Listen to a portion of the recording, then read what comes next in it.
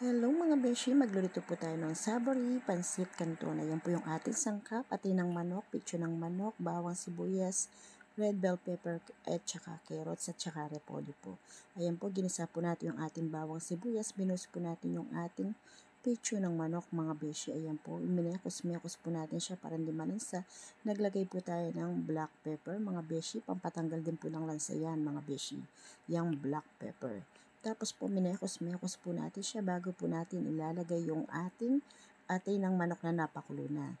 Ayan mga beshi, yung ating atay ng manok na napakulo na, linagay na po natin siya. Isasama din po natin siya sa gisa para po matanggal din po yung kanyang lansa.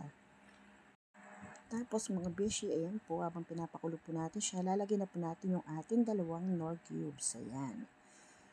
And then, mekos lang po natin yung ating mga sangkap na pinaglalagay para po magisa ng gusto at hindi po malansa. Tapos mga beshi, maglalagay po tayo ng toyo, ayan, or soy sauce. And then, maglalagay po tayo ng oyster sauce. Ayan po mga beshi ko, yung ating oyster sauce. Lalagay po natin yung isang bottle ng oyster sauce mga beshi, ayan.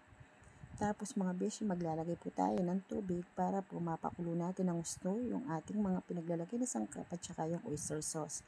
And then mga beshi, lalagay na rin po natin yung ating carrots habang kumukulo siya at saka yung red bell pepper at naglagay na rin po tayo ng repolyo. Ayan. Bali, half cook lang po natin yung ating mga gulay na yan mga beshi. Tapos mga beshi, lalagay na rin po natin yung ating red bell pepper. Ayan. Pagka mekos po yan mga beshi, pagka half cook po ng ating gulay, pagka nakulo na po siyang konti mga beshi, magsiset aside po tayo ng ating ginisang gulay. And then pagka set aside po ng ating ginisang gulay, din na po natin pinakita, nilagay na po natin yung ating canton. Ayan. Sasama na po natin yan sa ating pagpapakulo para lumambot na po yung ating canton mga beshi. Ayan. Bali, ayan lang po natin, i-absorb niya yung mga lugid na pinaglalagay nating sangkap. Tapos po mga beshi, konting minuto na lang po noon, isirerete na po natin i-plating yung ating savory pansit canton mga beshi. Ayan po mga beshi, konting mekos lang po siya.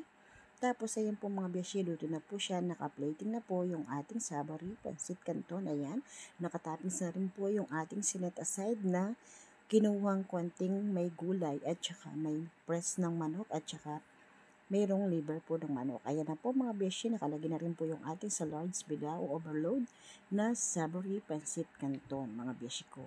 Tignan mo naman mga beshi ko, hindi po tipid yan sa sangkap. Talagang sinusulit po natin yung binabayad ng ating customer. Lalo na po yung ating customer is super bait, si Ma'am Aiza.